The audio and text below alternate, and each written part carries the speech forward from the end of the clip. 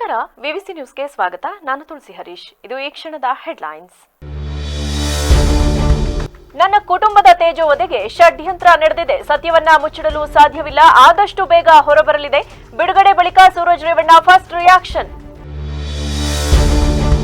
ಆರೋಗ್ಯಕರ ಜೀವನ ಶೈಲಿಗೆ ಸರಿಯಾದ ತೂಕ ನಿರ್ವಹಣೆ ಮುಖ್ಯ. ನಮ್ಮ ಎತ್ತರಕ್ಕೆ ತಕ್ಕಂತೆ ದೇಹದ ತೂಕವಿದ್ದರೆ ಹಲವಾರು ಕಾಯಿಲೆಗಳಿಂದ ರಕ್ಷಿಸಿಕೊಳ್ಳಬಹುದು.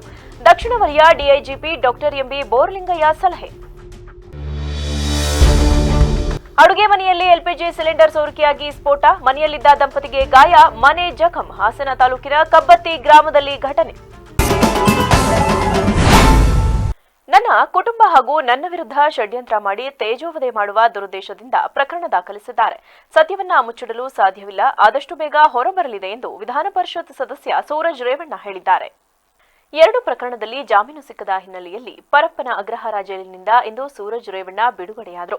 ಬಿಡುಗಡೆ ಬಳಿಕ ಸುದ್ದಿಗಾರರೊಂದಿಗೆ ಮಾತನಾಡಿದ ಅವರು, ಹಾಸನದ ರಾಜಕಾರಣ ಏನಿದೆ ಅದು ನಡೆದೇ ನಡೆಯುತ್ತದೆ. ಸತ್ಯವನ್ನ ಯಾರಿಂದಲೂ ಮುಚ್ಚಿಡಲು ಸಾಧ್ಯವಿಲ್ಲ. ಕುತಂತ್ರ ಮಾಡಿ ನಮ್ಮ ಕುಟುಂಬ ಮುಗಿಸಲು ಹೊರಟಿದ್ದಾರೆ. ಪ್ರತಿಯೊಂದು ವಿಚಾರಕ್ಕೂ 2-3 ದಿನದಲ್ಲಿ ಪತ್ರಿಕಾಗೋಷ್ಠಿ ಕರೆದು ಸ್ಪಷ್ಟೀಕರಣ ಕೊಡುತ್ತೇನೆ ಎಂದಿದ್ದಾರೆ. ಎಲ್ಲ ತನಿಖೆಗೂ ನಾನು ಸಹಕಾರ ಕೊಟ್ಟಿದ್ದೇನೆ. ಕಾನೂನಿನ ಮೇಲೆ ನನಗೆ ವಿಶ್ವಾಸ ಇದೆ. ಹೆದರಿ ಓಡಿ ಹೋಗುವುದಿಲ್ಲ. ಇದು ನನ್ನ ಮೇಲೆ ನಡೆದಿರುವ ಷಡ್ಯಂತ್ರ ಎಂದೇ ಹೇಳ್ತೀನಿ.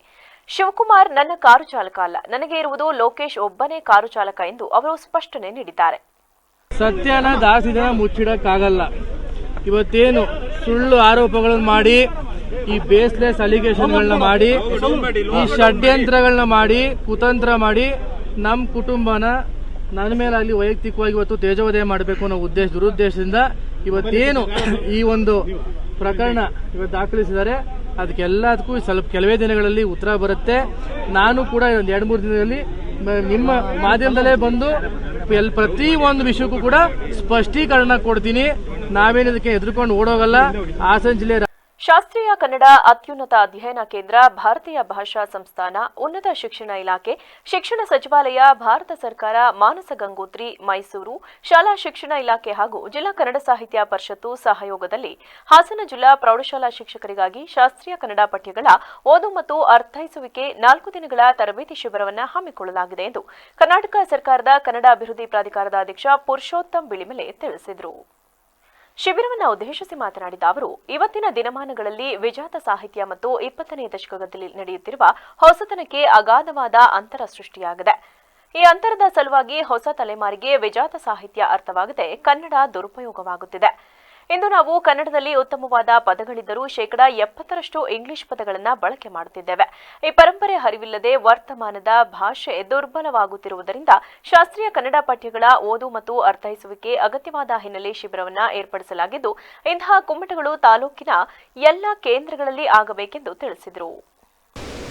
ಮೈಸೂರಿನಲ್ಲಿರುವ ಕನ್ನಡ ಶಾಸ್ತ್ರೀಯ ಅಧ್ಯಯನ ಕೇಂದ್ರವು ಪ್ರೌಢಶಾಲಾ ಅಧ್ಯಾಪಕರಿಗಾಗಿ ಶಾಸ್ತ್ರೀಯ ಕನ್ನಡ ಕೃತಿಗಳನ್ನು ಹೇಗೆ ಅಧ್ಯಯನ ಮಾಡಬೇಕು ಮತ್ತು ವಿದ್ಯಾರ್ಥಿಗಳಿಗೆ ಅದನ್ನು ಹೇಗೆ ತಲುಪಿಸಬೇಕು ಎಂಬುದರ ಕುರಿತು ಹಾಸನದಲ್ಲಿ 4 ದಿವಸಗಳ ಒಂದು ಕಮ್ಮಟವನ್ನು ಏರ್ಪಡಿಸ್ತಾ ಇದೆ.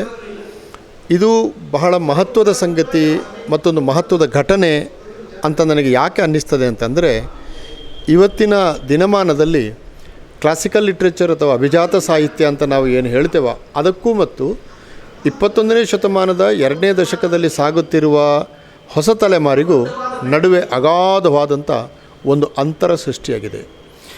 ಈ ಅಂತರದ ಪರಿಣಾಮವಾಗಿ ಹೊಸ ತಲೆಮಾರಿಗೆ ಕ್ಲಾಸಿಕಲ್ ಲಿಟ್ರೇಚರ್ ಅರ್ಥ ಆಗ್ತಾ ಇಲ್ಲ. ಇವನು ಅಧ್ಯಾಪಕರುಗಳು ಕೂಡ ಅಧ್ಯಯನ ಮಂಡಳಿ ಸಭೆಗಳಲ್ಲಿ ನಮಗೆ ಪಂಪ ಬೇಡ, ಪೊನ್ನ ಬೇಡ, ರನ್ನ ಬೇಡ, ಅದು ಅರ್ಥ ಆಗಲ್ಲ, ಓದಕ್ಕೆ ಬರಲ್ಲ ಇತ್ಯಾದಿ ಕಾರಣಗಳನ್ನು ಹೇಳಿ ಅದನ್ನು ಅಧ್ಯಯನ ಕ್ರಮದಿಂದಲೂ ಕೂಡ ಹೊರಗಿಟ್ಟಿದ್ದಾರೆ. ಎತ್ತರಕ್ಕೆ ಅನುಗುಣವಾಗಿ ತೂಕ ಹೊಂದಿಲ್ಲದ ಪೊಲೀಸ್ ಅಧಿಕಾರಿ ಮತ್ತು ಸಿಬ್ಬಂದಿಗಳವರಿಗೆ ಉತ್ತಮ ಜೀವನ ಶೈಲಿ, ದೈಹಿಕ ಸಾಮರ್ಥ್ಯ ಮತ್ತು ಮಾನಸಿಕ ಆರೋಗ್ಯವನ್ನು ಕಾಪಾಡಿಕೊಳ್ಳುವ ವಿಧಾನಗಳ ಬಗ್ಗೆ ಸೂಕ್ತ ಸಲಹೆ ಮತ್ತು ಸೂಚನೆಗಳನ್ನು ದಕ್ಷಿಣ ವಲಯ ಡಿಐಜಿಪಿ ಡಾಕ್ಟರ್ ಎಂಬಿ ಬೋರ್ಲಿಂಗಯ್ಯ ನೀಡಿದರು. ನಗರದ ಹಾಸನಾಂಬ ಕಲಾಕ್ಷೇತ್ರದ ಸಭಾಂಗಣದಲ್ಲಿ ಜಿಲ್ಲಾ ಪೊಲೀಸ್ ಇಲಾಖೆ ವತಿಯಿಂದ ಆಯೋಜಿಸಲಾಗಿದ್ದ ಕಾರ್ಯಕ್ರಮವನ್ನು ಉದ್ಘಾಟಿಸಿ ಮಾತನಾಡಿದ ಅವರು, ಆರೋಗ್ಯಕರ ಜೀವನ ಶೈಲಿಗೆ ಸರಿಯಾದ ತೂಕ ನಿರ್ವಹಣೆ ಬಹಳ ಮುಖ್ಯ.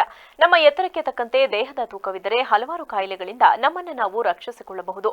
ಪೊಲೀಸ್ ಇಲಾಖೆಯಲ್ಲಿ ಕಾರ್ಯನಿರ್ವಹಿಸುವ ಅಧಿಕಾರಿಗಳು ಮತ್ತು ಸಿಬ್ಬಂದಿಗಳು ದಿನನಿತ್ಯ ಒತ್ತಡದ ಜೀವನವನ್ನು ನಡೆಸುತ್ತಿರುತ್ತಾರೆ. ಇದರ ಮಧ್ಯೆ ಫಿಟ್ ಆಗಿರಲು ಸಾಧ್ಯವಿಲ್ಲದೆ ಅನೇಕ ಕಾಯಿಲೆಗಳಿಗೆ ತುತ್ತಾಗುತ್ತಿದ್ದಾರೆ.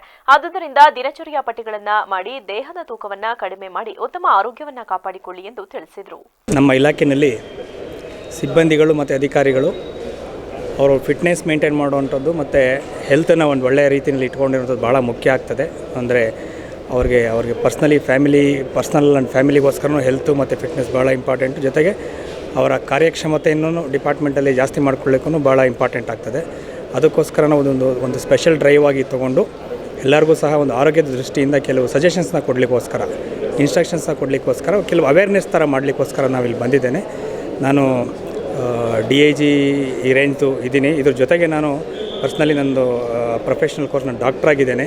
ಹಾಗಾಗಿ ಎರಡೂ ನಾಲೆಡ್ನ ಯೂಸ್ ಮಾಡ್ಕೊಂಡು ನಾನು ಆ್ಯಸ್ ಅ ಡಾಕ್ಟರ್ ಆಲ್ಸೋ ಯಾವ ಥರ ಒಂದು ಗೈಡ್ ಮಾಡ್ಬೋದು, ಮತ್ತು ಯಾವ ಥರ ಡಯಟ್ ಅಂದ್ರೇನು, ಎಕ್ಸಸೈಸ್ ಅಂದ್ರೇನು, ಕ್ಯಾಲರಿ ಅಂದ್ರೇನು, ಮತ್ತು ಇದ್ರ ಜೊತೆಗೆ ವೆಯ್ಟ್ ಕಂಟ್ರೋಲ್ ಮಾಡೋದು ಹೇಗೆ, ಮತ್ತು ಹೆಲ್ತ್ನ ಯಾವ ಥರ ಒಳ್ಳೆ ರೀತಿಯಲ್ಲಿ ಇಟ್ಕೋಬೋದು ಅಂತ ಹೇಳ್ಬಿಟ್ಟು ಅದೆಲ್ಲ ರೀತಿ ಒಂದು ಬೇಸಿಕ್ ಅವೇರ್ನೆಸ್ ಕೋರ್ಸ್ನ ಮಾಡಬೇಕು ಅಂತ ಹೇಳ್ಕೊಂಡು ಇಲ್ಲಿ ಬಂದು ನಮ್ಮ ಎಲ್ಲ ಅಧಿಕಾರಿ ಸಿಬ್ಬಂದಿಗಳು. ಈ ಸಂದರ್ಭದಲ್ಲಿ ಪೊಲೀಸ್ ವರಿಷ್ಠಾಧಿಕಾರಿ ಮೊಹಮ್ಮದ್ ಸುಜೀತಾ MS, MK ತಮ್ಮಯ್ಯ ಸೇರಿದಂತೆ ಇತರರಿದ್ದರು.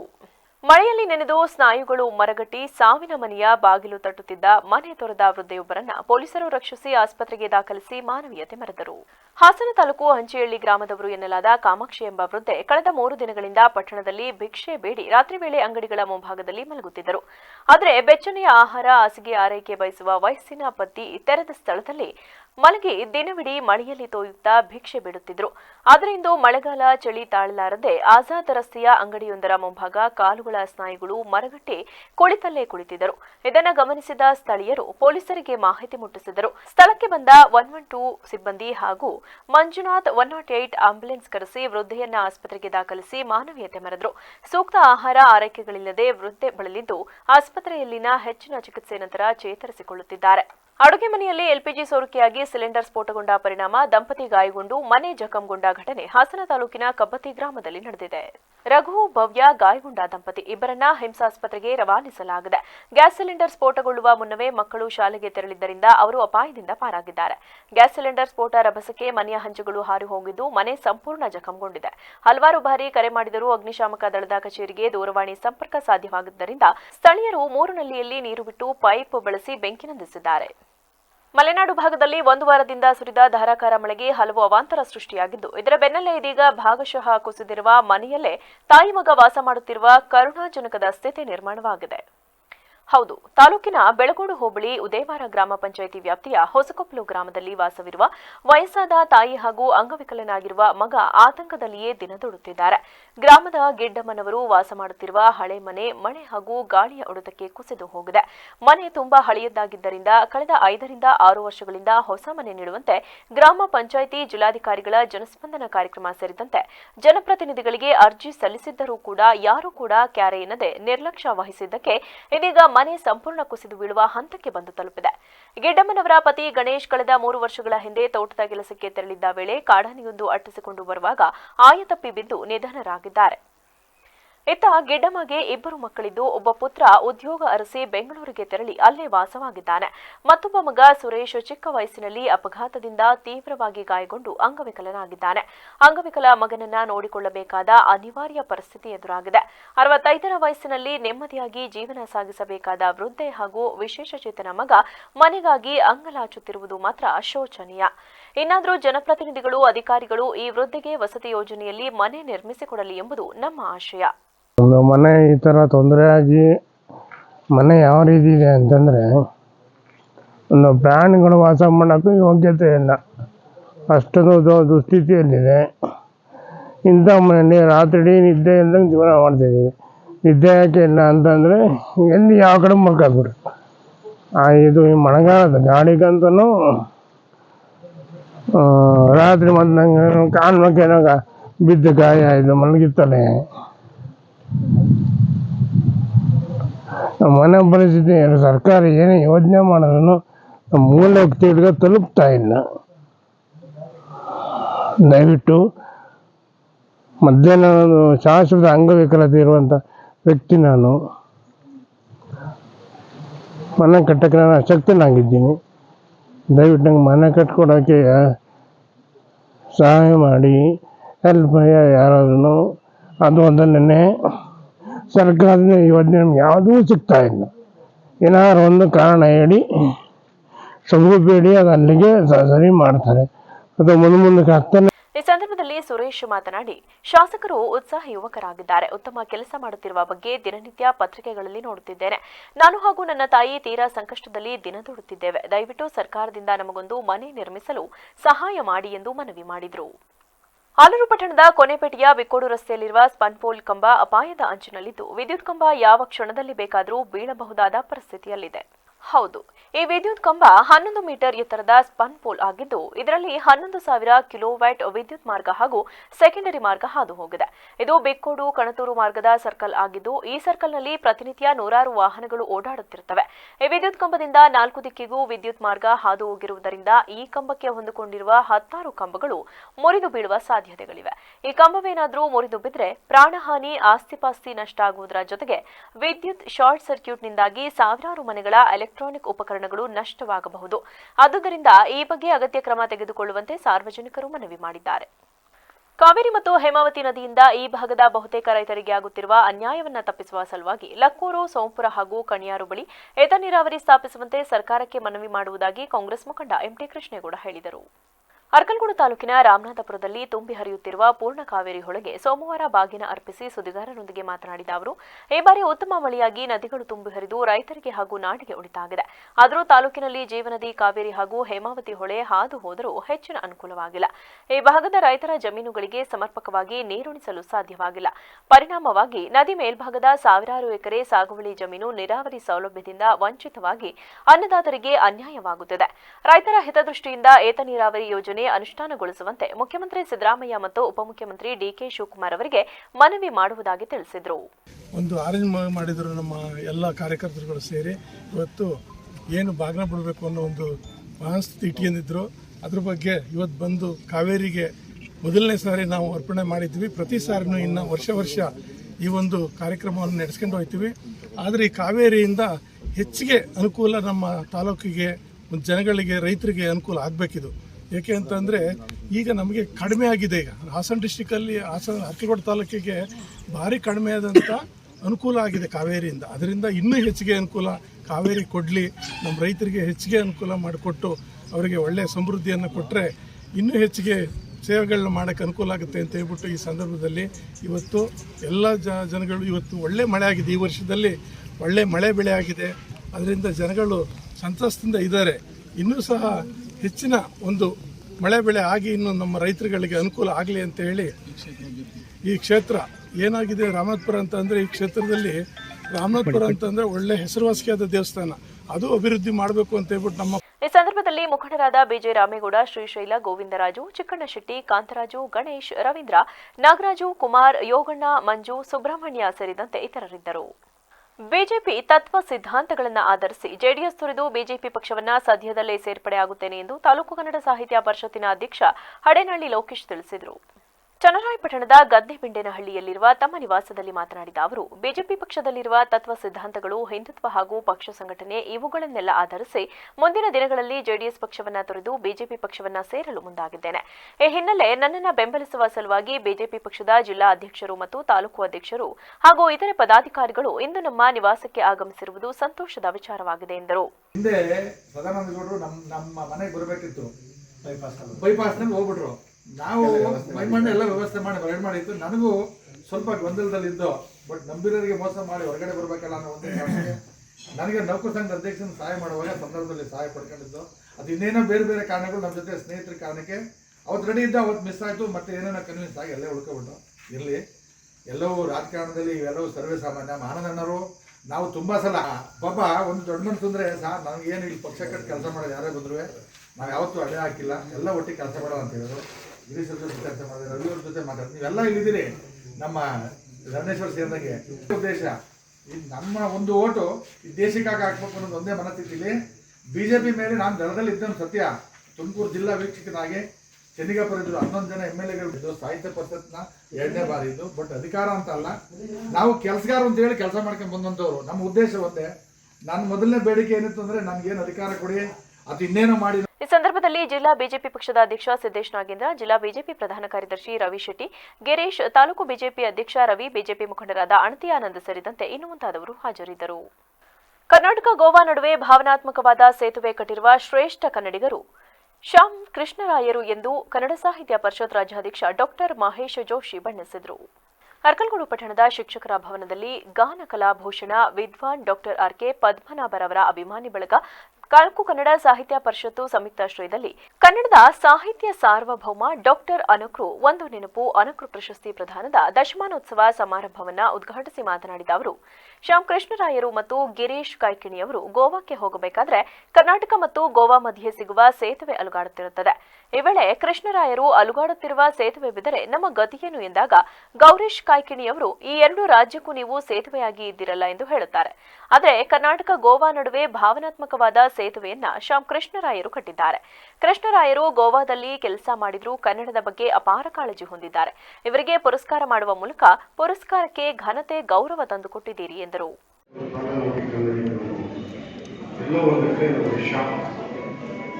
ಆತ್ಮಾಭಿಮಾನದ ಕೊರತೆ ಇದೆ ಅಂತಂದ್ರೆ ಕನ್ನಡಿಗರು ಅನ್ನೋದನ್ನು ನಾವು ಹೇಳಬಹುದು. ಆಗ ಕೃಷ್ಣರಾಯರು, ಮೋ ರಾಮಮೂರ್ತಿಯವರು, ಮು ಗೋವಿಂದರಾಜವರು, MS ನಟರಾಜನವರು, ಸಂಜೀವಪ್ಪನವರು, ನಾಡಿಗೆರೆ ಕೃಷ್ಣರಾಯರು ಒಟ್ಟಿಗೆ ಹೋಗಿ ಸಂಘಟಕರ ವಿರುದ್ಧ ಕಪ್ಪು ಬಾವುಟವನ್ನು ಪ್ರದರ್ಶನವನ್ನು ಆದರೆ ಬಹಳ ಮುಖ್ಯ ಅಂದರೆ ಆ ಸಂಘಟನೆ ಕಾಲದಲ್ಲಿ ಬಹಳ ಮುಖ್ಯರಾಗಿರ್ತಕ್ಕಂಥವರು ಅನಂತರವರ ಸಹೋದರರಾಗಿರ್ತಕ್ಕಂಥ ರಾಮರಾಯ ಇರ್ತಾರೆ. ರಾಮರಾಯನನ್ನು ಸಹಿತ ಲೆಕ್ಕಿಸಿದ್ರೆ ಕನ್ನಡಕ್ಕೋಸ್ಕರವಾಗಿ ಹೋರಾಡಿರ್ತಕ್ಕಂಥವರು ನಮ್ಮ ಕೃಷ್ಣರಾಯರು. ಬಂಧುತ್ವ, ಅಣ್ಣ ತಮ್ಮ ಬಂಧು ಬಳಗ, ಕನ್ನಡದ ಪ್ರಶ್ನೆ ಬಂದಾಗ ಇದು ಯಾವುದೂ ಇಲ್ಲ ಅನ್ನುವಂಥದ್ದು. ಅದಕ್ಕೋಸ್ಕರವಾಗಿ ಹೇಳ್ತಾರೆ, ಅವರ ಮಾತು ಹೇಳ್ತಾರೆ, ನನ್ನಂತವರು ಕನ್ನಡಕ್ಕೆ ಅನೇಕರಿದ್ದಾರೆ. ಕಾರ್ಯಕ್ರಮದಲ್ಲಿ ಜಿಲ್ಲಾ ಕಸಾಪ ಅಧ್ಯಕ್ಷ ಎಚ್.ಎಸ್. ಮಲ್ಲೇಶ್ ಗೌಡ, ಹಿರಿಯ ಸಾಹಿತಿ ಶ್ಯಾಮ್ ಕೃಷ್ಣರಾಯ, ತಾಲೂಕು ಕನ್ನಡ ಸಾಹಿತ್ಯ ಪರಿಷತ್ ಗೌರವಾಧ್ಯಕ್ಷ ಡಾಕ್ಟರ್ ಆರ್.ಕೆ. ಪದ್ಮನಾಭ, ತಹಶೀಲ್ದಾರ್ ಬಸವರೆಡ್ಡಪ್ಪ ರೋಣದ್, ಅನಕೃ ಸುಪುತ್ರರಾದ ಅಕ್ರು ಗೌತಮ್, ತಾಲೂಕು ಶಿಕ್ಷಕರ ಸಂಘದ ಅಧ್ಯಕ್ಷ ಎಂಟಿ ಲೋಕೇಶ್ ಸೇರಿದಂತೆ ಇತರರು ಉಪಸ್ಥಿತರಿದ್ದರು.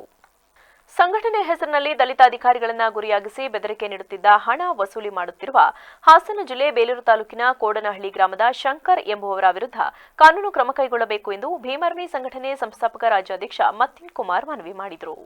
ಬೆಂಗಳೂರು ಮಾನವ ಹಕ್ಕು ಆಯೋಗಕ್ಕೆ ಮನವಿ ಸಲ್ಲಿಸಿ ನಂತರ ಸುದ್ದಿಗಾರರೊಂದಿಗೆ ಮಾತನಾಡಿದ ಅವರು, ಹಾಸನ ಜಿಲ್ಲೆಯ ಬೇಲೂರು ತಾಲೂಕು ಕೋಡನಹಳ್ಳಿ ಗ್ರಾಮದ ಶಂಕರ್ ಎಂಬ ವ್ಯಕ್ತಿಯು ಕಳೆದ ಹಲವು ವರ್ಷಗಳಿಂದ ಸರ್ಕಾರಿ ಕಚೇರಿಗಳ ಮುಂದೆ ಮಧ್ಯವರ್ತಿಯಾಗಿ ಕೆಲಸ ಮಾಡುತ್ತಿದ್ದು, ತಮ್ಮ ವೈಯಕ್ತಿಕ ಕೆಲಸಗಳಿಗೆ ಸರ್ಕಾರಿ ಕಚೇರಿಗಳಿಗೆ ಬರುವ ಸಾರ್ವಜನಿಕರನ್ನ ಗುರಿಯಾಗಿಸಿಕೊಂಡು ಸರ್ಕಾರಿ ಕಚೇರಿಯಲ್ಲಿ ಕೆಲಸ ಮಾಡಿಸಿಕೊಡುತ್ತೇನೆಂದು ಜನರ ಬಳಿ ಸುಲಿಗೆ ಮಾಡುತ್ತಾ ಹಾಗೂ ನಾನು ಮಾನವ ಹಕ್ಕುಗಳ ಸಂರಕ್ಷಣಾ ವೇದಿಕೆಯ ಜಿಲ್ಲಾಧ್ಯಕ್ಷ ಎಂದು ಲೆಟರ್ ಹೆಡ್ ಮಾಡಿಕೊಂಡು ಸರ್ಕಾರಿ ಅಧಿಕಾರಿಗಳನ್ನ ಟಾರ್ಗೆಟ್ ಮಾಡಿಕೊಂಡು ಬ್ಲಾಕ್ ಮೇಲ್ ಕಾರ್ಯಕ್ಕೆ ಇಳಿದಿದ್ದಾನೆ. ಅದರಲ್ಲೂ ಪರಿಶಿಷ್ಟ ಜಾತಿ ಮತ್ತು ಪರಿಶಿಷ್ಟ ಪಂಗಡದ ಅಧಿಕಾರಿಗಳನ್ನ ಎದುರಿಸಿ ಧಮಕಿ ಹಾಕಿರುವುದು ನಮ್ಮ ಗಮನಕ್ಕೆ ಬಂದಿದೆ. ಈ ನಿಟ್ಟಿನಲ್ಲಿ ಇಂದು ರಾಜ್ಯ ಮಾನವ ಹಕ್ಕುಗಳ ಆಯೋಗಕ್ಕೆ ದೂರು ನೀಡಲಾಗಿದ್ದು, ಸಂಬಂಧಿಸಿದ ಅಧಿಕಾರಿಗಳು ಈ ಕೂಡಲೇ ಈತನ ಮೇಲೆ ಕಾನೂನು ಕ್ರಮ ಕೈಗೊಳ್ಳಬೇಕು ಎಂದು ಮನವಿ ಮಾಡಿದರು. ಇಂದು ಭೀಮರ್ಮಿ ಕನ್ನಡ ಕಮಿಷನ್ ಸಂಘಟನೆ ವತಿಯಿಂದ ಹ್ಯೂಮನ್ ರೈಟ್ಸ್ ಕಮಿಷನರ್ ಆಫೀಸ್ಗೆ ನಾವು ಮನವಿ ಮಾಡಕ್ಕೆ ಬಂದಿದ್ದೀವಿ. ವಿಷಯ ಏನಪ್ಪ ಅಂದರೆ,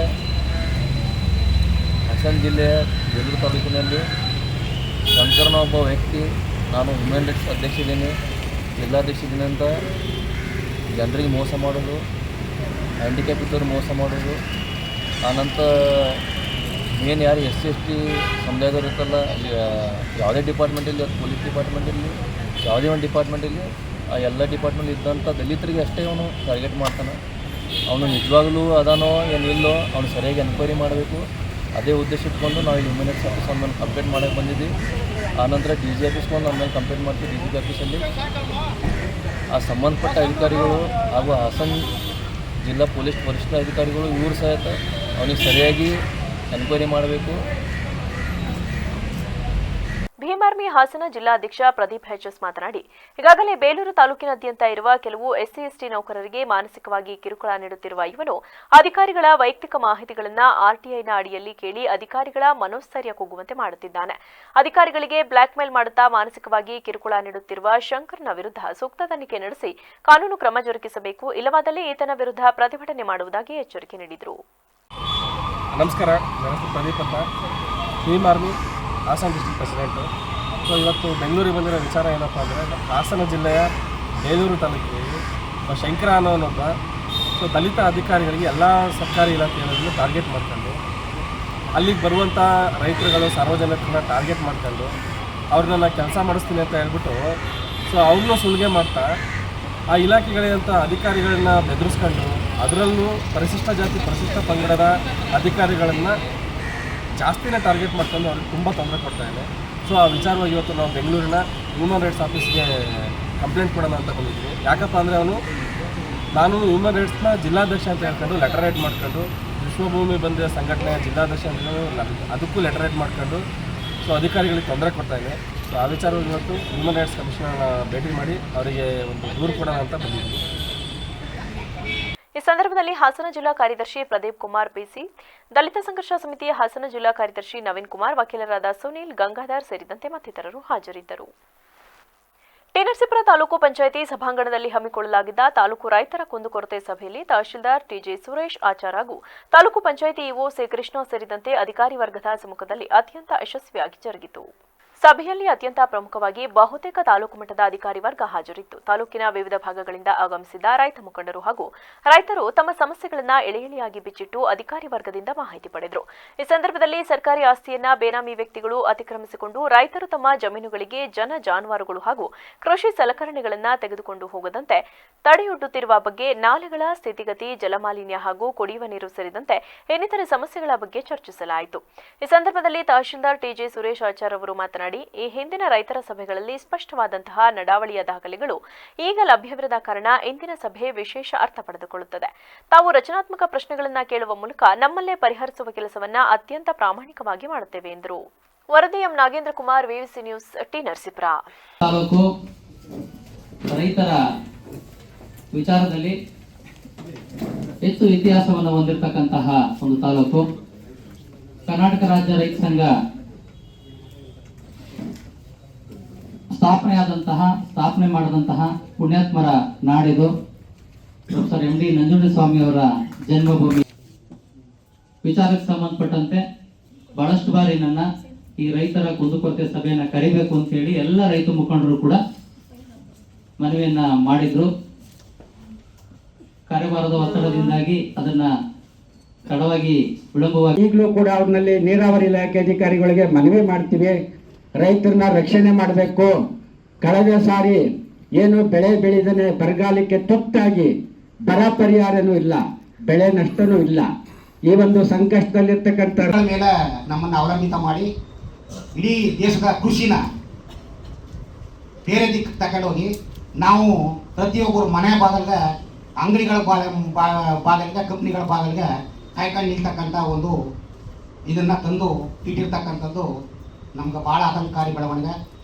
ಹಿಂದೆ ಕೇರ್ಪೇಟೆ ತಾಲೂಕಿನಲ್ಲಿ ಖಾಸಗಿ ಶಾಲೆಗಳಲ್ಲಿ ಮಕ್ಕಳಿಂದ ಹೆಚ್ಚು ಶುಲ್ಕ ವಸೂಲಿ ಮಾಡುತ್ತಿರುವುದನ್ನು ವಿರೋಧಿಸಿ ಜಯ ಕರ್ನಾಟಕ ಸಂಘಟನೆ ವತಿಯಿಂದ ಬಿಇಒ ಸೀತಾರಾಮ್ರವರಿಗೆ ಮನವಿ ಪತ್ರ ಸಲ್ಲಿಸಲಾಯಿತು. ಈ ಸಂಬಂಧ ತಾಲೂಕು ಅಧ್ಯಕ್ಷ ಸೋಮಶೇಖರ್ ಮಾತನಾಡಿ, ತಾಲೂಕಿನ ಎಲ್ಲ ಖಾಸಗಿ ಶಾಲೆಗಳಲ್ಲಿ ಮಕ್ಕಳಿಂದ ಹೆಚ್ಚುವರಿ ಶುಲ್ಕವನ್ನ ವಸೂಲಿ ಮಾಡುತ್ತಿರುವುದು ಕಂಡುಬಂದಿದೆ. ಎಲ್ಲ ಶಾಲೆಗೆ ಸಂಬಂಧಪಟ್ಟ ಅಧಿಕಾರಿಗಳು ಭೇಟಿ ನೀಡಿ ಪರಿಶೀಲಿಸಬೇಕು. ಕಳೆದ ವರ್ಷ ಬರಗಾಲದಿಂದ ಪೋಷಕರು ಜೀವನ ನಡೆಸಲು ಕಷ್ಟಕರವಾಗಿದ್ದು ತಮ್ಮ ಮಕ್ಕಳ ಭವಿಷ್ಯಕ್ಕಾಗಿ ಸಾಲ ಮಾಡಿ ಓದಿಸುತ್ತಿದ್ದಾರೆ. ಇಂತಹ ಪರಿಸ್ಥಿತಿಯಲ್ಲಿದ್ದರೂ ಶಾಲೆಯವರು ಮಕ್ಕಳ ಶುಲ್ಕ ಪಾವತಿಸದಿದ್ದರೆ ಶಾಲೆಗೆ ಬರಬೇಡಿ ಎಂದು ಕಿರುಕುಳ ನೀಡುತ್ತಿರುವುದಾಗಿ ಪೋಷಕರು ಆರೋಪ ಮಾಡಿದ್ದು, ತಕ್ಷಣ ಅಂತಹ ಖಾಸಗಿ ಶಾಲೆ ವಿರುದ್ಧ ಕ್ರಮ ಜರುಗಿಸುವಂತೆ ಆಗ್ರಹಿಸಿದರು. ಈ ಸಂದರ್ಭದಲ್ಲಿ ಅರುಣ್ ಕುಮಾರ್, ಶಂಕರೇಗೌಡ, ಮಹೇಶ್ ಸೇರಿದಂತೆ ಇತರರು ಭಾಗವಹಿಸಿದರು.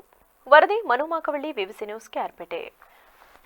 ಕೊಪ್ಪಳದ ಗಾಂಧಿನಗರ ಕಾಲೋನಿಯ ಗೋಂದಳಿ ಸಮಾಜದ ಆರಾಧ್ಯ ದೈವ ಶ್ರೀ ದುರ್ಗಾದೇವಿ ಜಾತ್ರಾ ಮಹೋತ್ಸವ ಹಾಗೂ ದೇವಿಗೆ ಉಡಿ ತುಂಬುವ ಕಾರ್ಯಕ್ರಮ ಸೋಮವಾರದಿಂದ ಶುಕ್ರವಾರದವರೆಗೆ ಜರುಗಲಿದೆ ಎಂದು ದೇವಸ್ಥಾನ ಸಮಿತಿ ಪ್ರಮುಖರಾದ ಗಾಳಿಪ ಎಚ್ ಪಂಚಂಗಿ ತಿಳಿಸಿದರು. ಈ ಸಂಬಂಧ ಮಾತನಾಡಿದ ಅವರು, ಶ್ರೀ ದುರ್ಗಾದೇವಿ ಎಲ್ಲ ಧರ್ಮದವರ ಒಳಿತನ್ನ ಬಯಸುವ ಜಗನ್ಮಾತೆ. ಮೊದಲು ಉದ್ಭವ ಮೂರ್ತಿಯಾಗಿ ಈಗ ಜನಪ್ರತಿನಿಧಿಗಳ ಸಹಕಾರದಿಂದ ದೇವಸ್ಥಾನದ ಕಟ್ಟಡ, ಸಮುದಾಯ ಭವನ ನಿರ್ಮಾಣವಾಗಿದೆ. ದೇವಿಯ ಕೃಪೆಯಿಂದ ಸಾಮೂಹಿಕ ಮದುವೆಗಳು ನಡೆಯುತ್ತವೆ. ಅಮ್ಮನು ನಂಬಿದ ಭಕ್ತರನ್ನ ಕೈಬಿಡುವುದಿಲ್ಲ. ಕರದಂಟು ಮಾಡುವ ಮಹಿಳೆಯರನ್ನ ಅಮೆರಿಕದಲ್ಲಿ ಉದ್ಯೋಗ ಮೂಲಕ ಬೆಳೆಸಿದ ಕೀರ್ತಿ ಇದೆ ಎಂದು ತಿಳಿಸಿದರು. ಈ ವೇಳೆ ನಗರಸಭೆ ಮಾಜಿ ಸದಸ್ಯ ನಾಮದೇವ ಕೆ ಜಕ್ಕಲಿ ಮೊದಲಾದವರು ಉಪಸ್ಥಿತರಿದ್ದರು. ವರದಿ ರುದ್ರಪ್ಪ ಭಂಡಾರಿ, ವಿವಿಸಿ ನ್ಯೂಸ್, ಕೊಪ್ಪಳ. ಎಡೆಬಿಡದೆ ಸುರಿಯುತ್ತಿರುವ ಮಳೆಯಿಂದ ಸಂಕಷ್ಟಕ್ಕೆ ಸಿಲುಕಿರುವ ಬಡ ಕುಟುಂಬಗಳಿಗೆ ಸಮಾಜ ಸೇವಕ ಆರ್ಟಿಒ ಮಲ್ಲಿಕಾರ್ಜುನ್ ಧನ ಸಹಾಯದ ಜೊತೆಯಲ್ಲೇ ಆತ್ಮಸ್ಥೈರ್ಯ ತುಂಬಿದರು.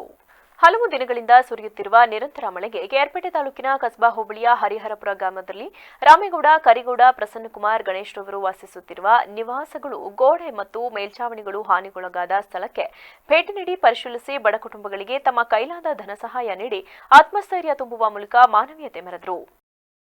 ಈ ಸಂದರ್ಭದಲ್ಲಿ ಶ್ರೀನಿವಾಸ್, ಉಮೇಶ್, ಮಧು, ಹರೀಶ್, ಮಂಜುನಾಥ್, ವಿಜಯಕುಮಾರ್, ಹರೀಶ್ ಕುಮಾರ್ ಸೇರಿದಂತೆ ಗ್ರಾಮಸ್ಥರು ಉಪಸ್ಥಿತರಿದ್ದರು. ವರದಿ ಮನುಮಾಕವಳ್ಳಿ, ವಿವಿಸಿ ನ್ಯೂಸ್, ಕೆಆರ್ಪೇಟೆ. ಶಿರೂರು ಗುಡ್ಡ ಕುಸಿತದಲ್ಲಿ ನಾಪತ್ತೆಯಾಗಿರುವ ಕೋಸಿಕೋಡ್ ಮೂಲದ ಲಾರಿ ಚಾಲಕನಾಗಿರುವ ಅರ್ಜುನ್ಗಾಗಿ ಹುಡುಕಾಟ ನಡೆಯುತ್ತಿದ್ದು, ಸದ್ಯ ಪೊಲೀಸರು ಗುಡ್ಡ ಕುಸಿತದ ವೇಳೆ ಅರ್ಜುನ್ ಆ ಸ್ಥಳದಲ್ಲಿದ್ದರು ಎಂಬ ಸಿಸಿಟಿವಿ ದೃಶ್ಯಾವಳಿಗಳನ್ನು ಸಂಗ್ರಹಿಸಿದ್ದಾರೆ. ಈ ಸಂಬಂಧ ಕಾರವಾರ ಎಸ್ಪಿಎಂ ನಾರಾಯಣ ಮಾತನಾಡಿ, ಶಿರೂರಿನಲ್ಲಿ ಭೂಕುಸಿತದಲ್ಲಿ ಅರ್ಜುನ್ ನಾಪತ್ತೆಯಾಗಿರುವುದು ಬೆಳಕಿಗೆ ಬಂದಿದೆ. ಲಾರಿಯ ದೃಶ್ಯಾವಳಿಗಳು ಸಿಕ್ಕಿವೆ ಎಂದು ಹೇಳಿದ್ದಾರೆ. ರಾಷ್ಟ್ರೀಯ ಹೆದ್ದಾರಿ 66ರಲ್ಲಿ ಅರ್ಜುನ್ ಚಲಾಯಿಸುತ್ತಿದ್ದ ಲಾರಿ ಮೇಲೆ ಮಣ್ಣು ಕುಸಿದಿದೆ. ಮಂಗಳವಾರ ಬೆಳಗ್ಗೆ 8:30ರ ಸುಮಾರಿಗೆ ಅಪಘಾತ ಸಂಭವಿಸಿದ್ದು, ಸದ್ಯ ಪೊಲೀಸರಿಗೆ ಸಿಕ್ಕ ದೃಶ್ಯಾವಳಿ ಪ್ರಕಾರ ಅರ್ಜುನ್ ಚಲಾಯಿಸುತ್ತಿದ್ದ ಲಾರಿ ಮಣ್ಣಿನಡಿಯಲ್ಲಿ ಸಿಲುಕಿದೆ ಎನ್ನಲಾಗುತ್ತಿದೆ. 40 ಜನರ ಸೇನಾ ತಂಡ ಅರ್ಜುನ್ ಪತ್ತೆಗಾಗಿ ನಿರಂತರ ಕೆಲಸ ಮಾಡುತ್ತಿದ್ದು, ಆಧುನಿಕ ರಡಾರ್ ವ್ಯವಸ್ಥೆಗಳನ್ನು ಮತ್ತು ಇಸ್ರೋದ ಉಪಗ್ರಹ ಚಿತ್ರಣಗಳ ಸಹಾಯದಿಂದ ಅರ್ಜುನ್ಗಾಗಿ ಹುಡುಕಾಟ ನಡೆಯುತ್ತಿದೆ ಎಂದು ತಿಳಿಸಿದರು. ವರದಿ ರೂಪಾ, ವಿವಿಸಿ ನ್ಯೂಸ್, ಉತ್ತರ ಕನ್ನಡ. ಇದೀಗ ಸಂಕ್ಷಿಪ್ತ ಸುದ್ದಿಗಳು. ಚಾಲಕನ ನಿಯಂತ್ರಣ ತಪ್ಪಿ ರಸ್ತೆ ಬದಿಯ ಹಳ್ಳಕ್ಕೆ ಕಾರು ಬಿದ್ದು ಕಾರಿನಲ್ಲಿದ್ದ ದಂಪತಿಗೆ ಸಣ್ಣಪುಟ್ಟ ಗಾಯಗಳಾಗಿರುವ ಘಟನೆ ಸಕಲೇಶಪುರ ತಾಲೂಕಿನ ಬಾಗರಹಳ್ಳಿ ಬಳಿ ನಡೆದಿದೆ. ಜನಗಿರಿ ಗ್ರಾಮದ ಅಪ್ಪಣ್ಣ ಎಂಬುವವರಿಗೆ ಸೇರಿದ ಕಾರು ಅಪಘಾತಕ್ಕೆ ಒಳಗಾಗಿದ್ದು, ಆನೆಮಹಲ್ ಬ್ಯಾಕರವಳ್ಳಿ ನಡುವಿನ ರಾಜ್ಯ ಹೆದ್ದಾರಿ ಬಾಗರಹಳ್ಳಿ ಸಮೀಪ ರಸ್ತೆ ಬದಿಯ ಹಳ್ಳಕ್ಕೆ ಬಿದ್ದಿದೆ.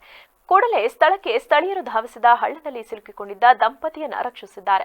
ಅದೃಷ್ಟವಶಾತ್ ದಂಪತಿ ಪ್ರಾಣಾಪಾಯದಿಂದ ಪಾರಾಗಿದ್ದು, ಸ್ಥಳಕ್ಕೆ ಪೊಲೀಸರು ಭೇಟಿ ನೀಡಿ ಪರಿಶೀಲನೆ ಮಾಡಿದ್ದಾರೆ. ಸಕಲೇಶಪುರ ಗ್ರಾಮಾಂತರ ಪೊಲೀಸ್ ಠಾಣೆ ವ್ಯಾಪ್ತಿಯಲ್ಲಿ ಘಟನೆ ನಡೆದಿದೆ. ಕೊನೆಯಲ್ಲಿ ಮತ್ತೊಮ್ಮೆ ಹೆಡ್ಲೈನ್ಸ್. ನನ್ನ ಕುಟುಂಬದ ತೇಜೋವಧೆಗೆ ಷಡ್ಯಂತ್ರ ನಡೆದಿದೆ. ಸತ್ಯವನ್ನ ಮುಚ್ಚಿಡಲು ಸಾಧ್ಯವಿಲ್ಲ. ಆದಷ್ಟು ಬೇಗ ಹೊರಬರಲಿದೆ. ಬಿಡುಗಡೆ ಬಳಿಕ ಸೂರಜ್ ರೇವಣ್ಣ ಫಸ್ಟ್ ರಿಯಾಕ್ಷನ್.